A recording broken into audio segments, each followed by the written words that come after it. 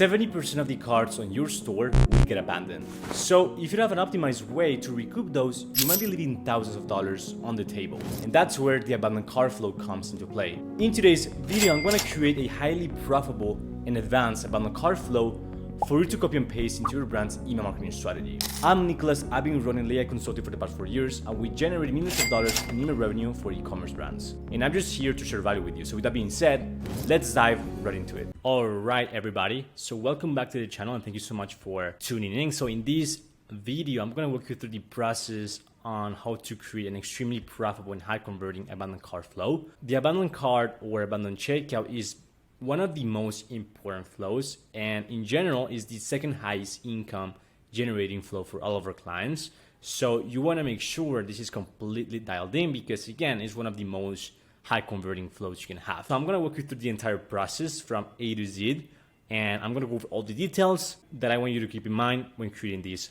flow right here. So with that being said, let's dive right into it. So first thing you need to do is go to obviously flows right here, then go to create flow. Then you can type in abandoned cart. Now, there's an extremely important distinction to make right here. There's a difference between the abandoned checkout and abandoned cart flow. In the title of this video, I'm gonna use abandoned cart, but to be honest, this is actually the abandoned checkout flow. For whatever reason, Klaviyo calls the abandoned checkout the abandoned cart. And let me show you the difference between those two. So if I go to the Gymshark store, let's go to shop man. I want to shop this one right here, and then I click on add to bag or add to cart. I add it to cart, and then I leave the website. That's gonna be the abandoned cart flow coming into play. Okay, however, let's go back to the website. If I go to the if I added the product to cart, I check out, etc. I go here to the checkout process, I type in my email, and then I click on continue to shipping, and then I leave the website. That's gonna be the abandoned checkout. Here, we're gonna create the latter, so the abandoned checkout one. However, I'm gonna be calling it the abandoned cart potentially, but keep in mind, it's two different flows that are extremely important. I'm actually gonna create a video on how to create the abandoned cart flow in a future video, because they require different triggers. And the abandoned cart trigger doesn't come by default with the integration with Shopify and Klaviyo, so keep that in mind. This is gonna be the abandoned checkout again, okay? That being said, I want you to select this one right here. You can select the abandoned cart. Actually, as you can see here, this one uses the added to cart trigger, which is different, okay?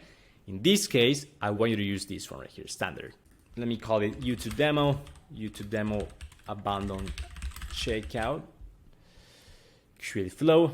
Now, once we're here, I'm gonna delete all these steps in a moment, so we can just start from scratch right here and go over the entire process just like we do with our clients. And again, here we are creating a highly profitable abandoned checkout structure that you can replicate for your brand.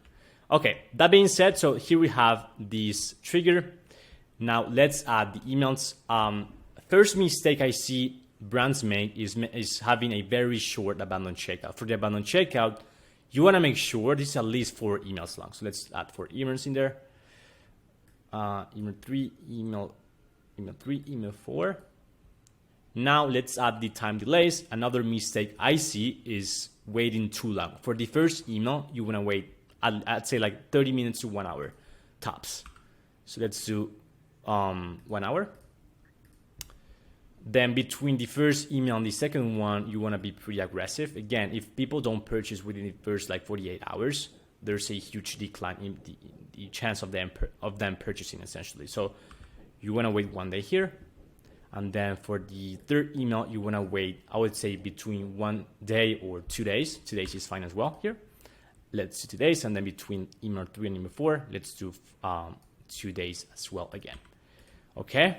Now, another very important thing to add to this flow right here, which I don't see, to be honest, any brand doing. I added multiple Klaviyo accounts every week, and I would say like maybe 5% of the brands actually do it, is tagging people who are going through the flow in order to exclude them from your campaigns. Why? Because here they're already very, very far on the funnel. And we just want to make sure they go to the actual flow instead of like sending them educational nurturing campaigns, right? So how do we do that? So we actually use this block right here, action, add step, create new property. You can call it in a flow. Oh, sorry, create new property in a flow, and then a boolean, and then true. And then at the end of the flow, you want to exclude them, obviously.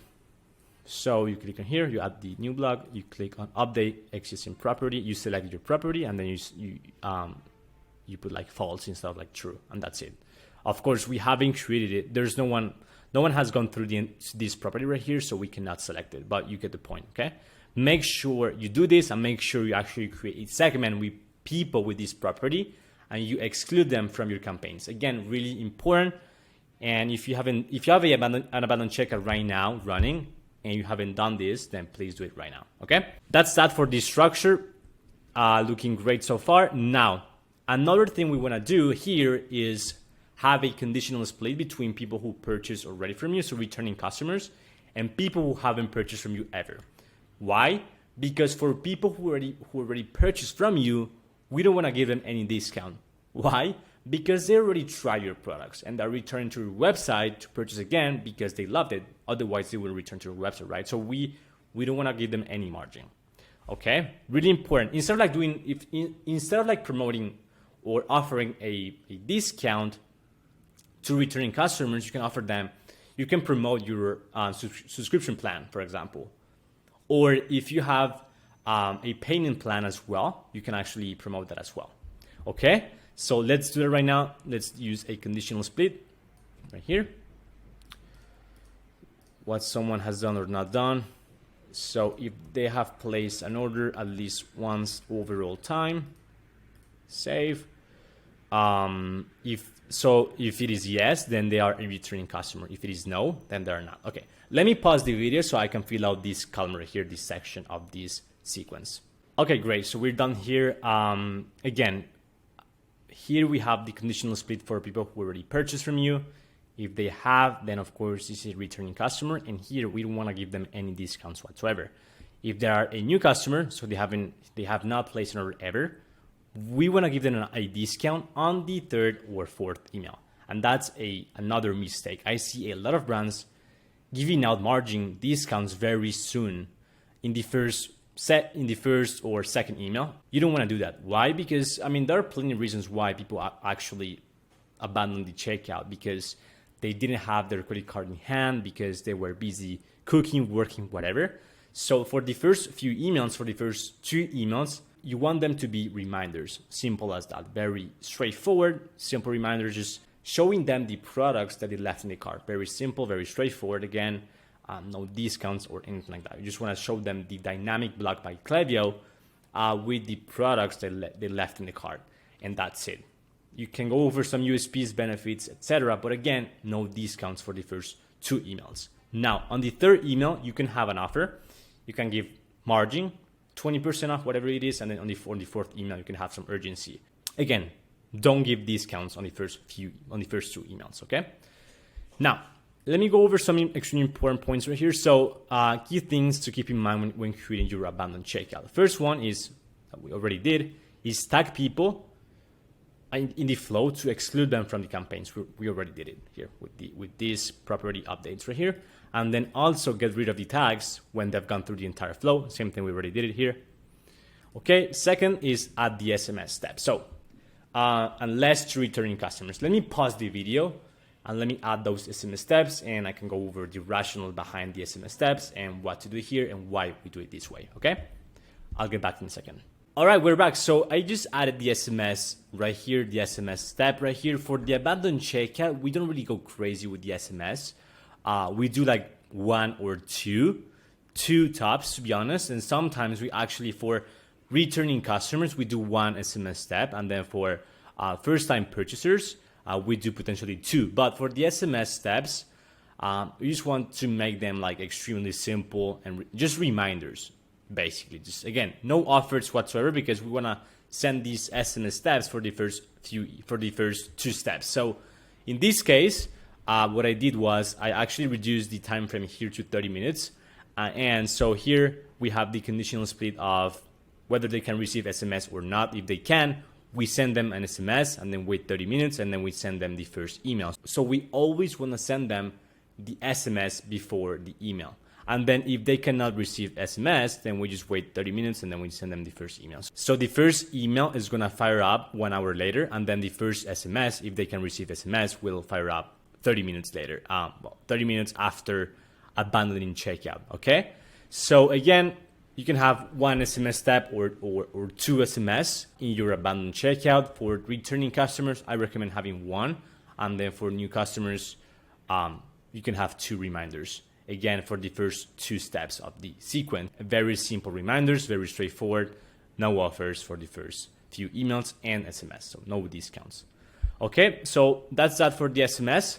Again, if returning customers, we don't offer a discount on the flow, we can also tailor the copy to acknowledge we know there are customers already. So for the returning customers, we can promote the payment plan instead, or a subscription plan as well, for example, instead of the offers. Okay, for emails, at least, very important. Again, you don't want to give a discount too soon. So on the first 2 emails, the first 2 emails should be used only as reminders, very straightforward, very simple. Again, people get busy because of kids' work. They don't have the credit card with them. Life just get in the way. So you don't need to offer a discount margin for the first few emails, okay? Now, you can also condition split the flow based on high value versus low value card. That's just in case you have multiple SKUs. And for example, for the low value condition split, so I'm not gonna do it right now for this specific flow, but let's say you wanna add a conditional split right here with the card value. So let's say, low value, it means different things for different brands, but let's say for your brand, let's say low value is something below $100, and then high value is something above $100. You can create the conditional split right there. And then for the low value, potentially, if you want to, you don't necessarily need to offer a discount for the low value cards. You might want to offer something different, like a payment plan or buy now, pay later type thing. And then for the high value, since this is going to be a high value customer, then you want to give them a discount potentially. On the 3rd email, 4th email as well. That's another conditional split you can add in there. Very powerful. We actually use it for some of our clients, but to be honest, if you're making less than, I would say, 150K per month, 200K per month right now, this is not necessary. This is honestly, if you want to, obviously. I would say the most important the most important things to keep in mind are these right here. So if you want, you can just pause the video right now and just take a screenshot of these things, of these different points. Again, I see many brands, like $1 million brands, making these mistakes all the time. So if you can avoid this, awesome.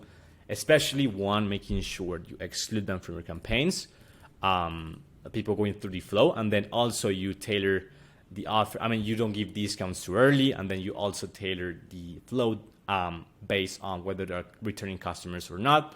And those 3 things are key. Now, I'd like to quickly go over the content buckets for this flow right here. That way you have an idea, a framework, essentially what content angles to utilize for every single email of this flow right here. So for the first email, it's going to be pretty straightforward. As I mentioned before, a reminder, simple, works here. So please just use a dynamic block with the products they left in the cart. And that's pretty much it. Very simple copy, very simple email. Again, just a reminder here. Again, you don't want to give any discounts or anything like that. You can go over some USPs if you want, some unique selling points and benefits, but keep it simple and it's going to work really well. It's going to be your highest income generating message of this entire flow by far. For the second email, you can go over some social proof, so testimonials, PR, influencers, UGC, user generated content. You can go over some of the brand or product USPs and benefits. Again, for the second email, same thing. It should be pretty simple and straightforward. Again, simple works really well for the abandoned checkout for the first 2 emails. Very simple, reminders, and that's pretty much it. For the third email, that's where you can potentially offer a payment program. So buy now, pay later. You can promote that, or a subscription plan if they're a returning customer, or if they are a new customer, you can offer them margin, so a discount. That's where you can potentially offer them a discount code or something like that. 10, 15, 20%, whatever it is, you can do it on the third email. Now, on the fourth email, last chance for incentive that you offered on the third email. So whether it is a discount, if it is a discount, you can have last chance type thing, messaging. If you're gonna do that, make sure though your codes are dynamic and not static codes, because otherwise, I mean, if your discount code is cart 15 or cart 20 for 20% off, people know it's not gonna expire. You know what I mean? So you have to make sure these are dynamic and unique, and you actually mean that it is the last chance to, like 24 hours left until it expires essentially. So that's that. And you can also have some FAQs or some objection handling at this point for this fourth email. So you can go over things that might be holding them back from purchasing from you essentially, okay? So that's pretty much it for this video. Thank you so much for watching. If you found value in it, please leave a comment, drop a like. Let me know what other topics you'd like me to cover on future videos. If you're running an e-commerce brand doing over 100K per month right now, and you want a reliable, high-performing email marketing team to handle your emails, then please reach out. I'm going to leave a link to my scheduler below, to my Calendly. Feel free to book it and works for you. We can go over your Klaviyo account, put together a specific plan of attack, an in-depth audit, no strings attached whatsoever. And if we can help you, then I'll let you know and we can just make you an offer. If not, you can just walk away with a free strategy. So yeah, with that being said, thank you so much for watching, and I'll see you in the next one. Bye.